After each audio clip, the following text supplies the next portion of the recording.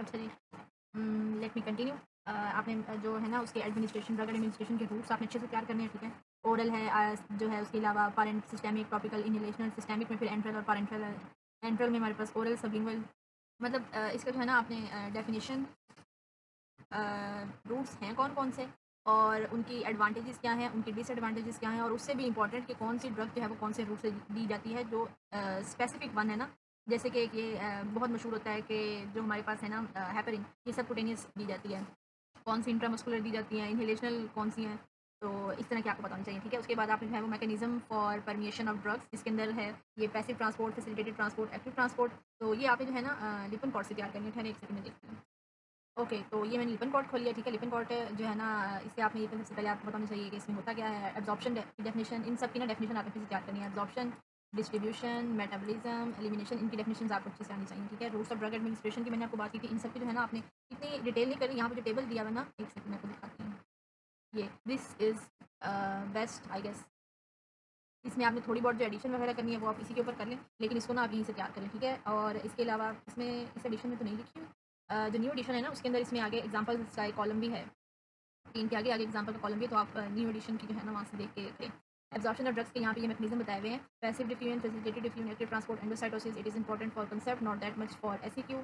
Factors influencing absorption, it is an important SEQ, ठीक है। Drug related factors होते हैं और बॉडी रिलेटेड फैक्टर्स होते हैं, तो ये आपने अलग से करके तैयार करनी है, ये इंपॉर्टेंट है, ठीक है। ये सारे वही हैं फैक्टर्स। उसके बाद आगे हमारे पास ये है बायोअवेलेबिलिटी।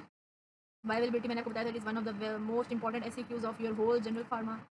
उसके बाद आगे है हमारे पास इसके factors affecting, very very very important, ठीक है। वेरी वेरी वेरी इंपॉर्टेंट है, ये आपने बहुत अच्छे से याद करनी है।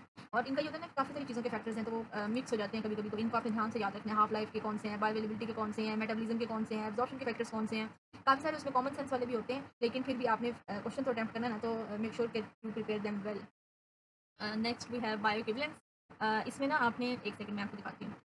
हाँ, ये डेफिनेशंस हैं। Chemical equivalence, pharmaceutical equivalence, bio equivalence, therapeutic equivalence. इनका आपको जो है ना कंसेप्ट आपको अच्छे से आता हो, ठीक है। इसके अलावा यहीं पे मैं आपको साथ में बता देती हूँ कि ये मैं आपको पीछे से बता रही थी।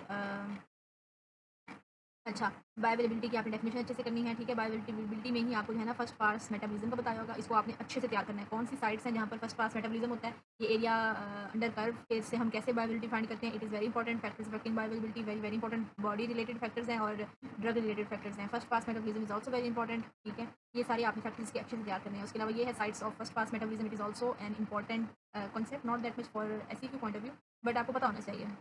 और ये वो आ गया जो थेरेप्यूटिक विंडो वाला, मैंने आपको थेरेप्यूटिक इंडेक्स वाला कंसेप्ट बताया था। These are the drugs which have narrow therapeutic window. So when a drug has narrow therapeutic window means it has very specific dose in which it is beneficial. Slightly increase can be dangerous or harmful, so you have to be very careful while administrating the drug. So that is why these are considered sensitive drugs. Next we have, I have told you about this, you have to prepare them well.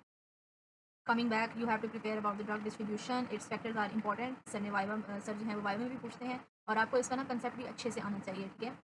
उसके बाद drug clearance through metabolism, clearance और elimination जो है ना वो, clearance नहीं, elimination जो है वो बहुत इंपॉर्टेंट कॉन्सेप्ट है, ठीक है। और उसके बाद आपने जो है ना अच्छा एक चीज़ मैं पीछे स्किप कर गई, ये जो आपको मैंने फैक्टर्स बताए थे ना इसके बायोअवेलेबिलिटी वाले आई गेस थे, उसी में है आयन ट्रैपिंग का कंसेप्ट बताया हुआ है। It is an important SEQ, ठीक है। आयन ट्रैपिंग का आपको मैं जो है एसईक्यू के लिहाज से भी और ना उसके लिहाज से भी, बायो के लिहाज से भी, एक मिनट में देखते हैं।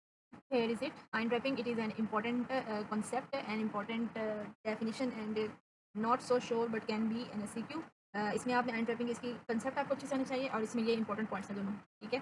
यूरिनरी अल्कलाइजेशन जो है वो आप कैसे करते हैं और यूरिनरी एसिडिफिकेशन, अब सिंपल कंसेप्ट इसका बस इतना ही है। मैं आपको बस ओवरव्यू बता रही हूँ कि कुछ ड्रग्स ऐसी होती हैं जो आपकी एसिडिक यूरिन में ज़्यादा एक्सक्रीट होती हैं और कुछ ऐसी ड्रग्स होती हैं जो आपकी बेसिक यूरिन में ज़्यादा एक्सक्रीट होती हैं। So whenever there is a risk of a drug overdose inside your body, so according to the drug भी जो हैं वो बेसिक होती हैं और एसिडिक होती हैं, तो according to the drug you change the pH of your urine so that you can increase its elimination if there is any risk of its overdose और toxicity inside the body. That is an advantage of ion trapping.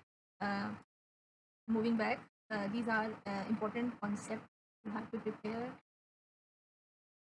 ये kinetics of metabolism, it is all again a very important question, ठीक है। आपको first order kinetics, second order kinetics, इनका ये एसईक्यू के लिए भी बहुत इंपॉर्टेंट है, इनका कंसेप्ट भी आपको अच्छे से पता होना चाहिए और ये वाइवा पॉइंट ऑफ व्यू से भी बहुत इंपॉर्टेंट है, ठीक है। इसके बाद हमारे पास जो है ये फेजेस ऑफ मेटाबॉलिज्म है, ठीक है। These are also very important, I have told you about it from Katzung. Then we have enzyme inducers and inhibitors, these are also important, you have to prepare them well. आपको नाम पता होने चाहिए, दूसरा इनका मैकेनिज्म पता होना चाहिए कि what actually inducers are doing, why they are called as inducers and why inhibitors are called so. Enzyme inhibitors है हमारे पास। Then we have renal elimination, not that much important here.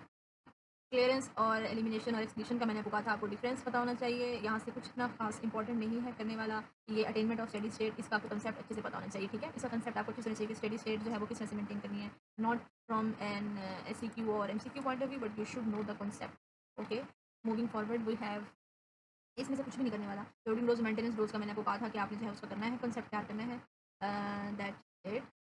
And pharmacodynamics में मैंने आपको कहा था ये signal transduction के जो मेथड थे इनका आपको पता होना चाहिए। You have done this already in endocrine physiology, just do it once again. It is an OSPE diagram, उसको ऑस्पी के लिए आपने तैयार करना है। मूविंग फॉरवर्ड ये हो गई, ये सारी इसी मैकेनिज्म में है। Dose response relationships, I have told you about these two curves, you have to prepare their concept well as for SEQ। इन सब का आपको जो है ना कंसेप्ट आपको अच्छे से आना चाहिए, not that important. Intrinsic activity concept आपको आना चाहिए। Partial agonist can be an SEQ, however its concept is very very important. Definition आपको लाजमी आती हो, ये एगोनिस्ट एंटागोनिस्ट वाली मैंने आपको बताया था कि बहुत इंपॉर्टेंट है। उसके बाद ये कर्व्स मैं आपको कहीं बता चुकी हूँ, बस यही है, ठीक है। आगे कहना स्टार्ट हो गया, तो 1 मिनट। बायोअवेलेबिलिटी का मैंने आपको बताया इंपॉर्टेंट है, इसके फैक्टर्स अफेक्टिंग आने चाहिए और इसकी सिग्निफिकेंस आनी चाहिए। हाफ लाइफ के फैक्टर्स अफेक्टिंग आने चाहिए, इसकी सिग्निफिकेंस आनी चाहिए। What is the effect of half life and duration of action on volume of distribution, it is an important concept, you have to also for SEQ point of view, ठीक है।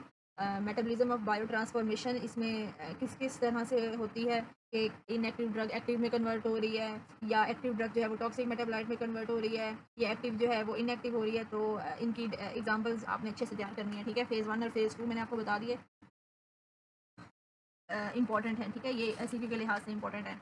Enzyme inducers inhibitors पता होने चाहिए। वो इस्टेमाइनोफिन वाला जो metabolism उसका बताया हुआ है, हेपेटोटॉक्सिसिटी वाला, it is also very important. Elimination के जो ऑर्डर्स हैं, first order, zero order, these are also very very important, ठीक है, from SEQ point of view. And you should also be very clear about the concepts. Half life, very very important, factors affecting its significance, what is the difference between enterohepatic circulation and first pass metabolism, ठीक है।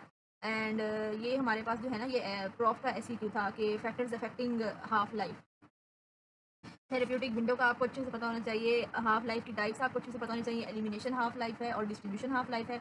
इनकी एक तो concept आपको अच्छे से पता होना चाहिए, और दूसरा आपको पता होना चाहिए कि कौन कौन सी ड्रग्स जो हैं वो कौन सा एलिमिनेशन के थ्रू जो है वो एक्सक्रीट होती हैं। Then you should be knowing about efficacy and potency का डिफरेंस आपको पता होना चाहिए। ग्रेडेड रिस्पॉन्स कर्व मैं आपको बता चुकी हूँ। स्पेयर रिसेप्टर्स की डेफिनेशन आपको और एग्जांपल के लिहाज से आपको समझाना आता हो। ड्रग इंट्रैक्शंस जिसमें agonism antagonism very very one of the most important topics of whole general pharma. And moving forward, difference between tachyphylaxis and tolerance, it is also one of the most important SEQ। ये last year के sentence में बहुत दफ़ा repeat हुआ है, तो इसका आपको जो है ना वो डिफरेंस अच्छे से आना चाहिए। That's it for general pharma. If you have any query, drop it down in the comment section and I will make sure inshallah to reply. Thank you.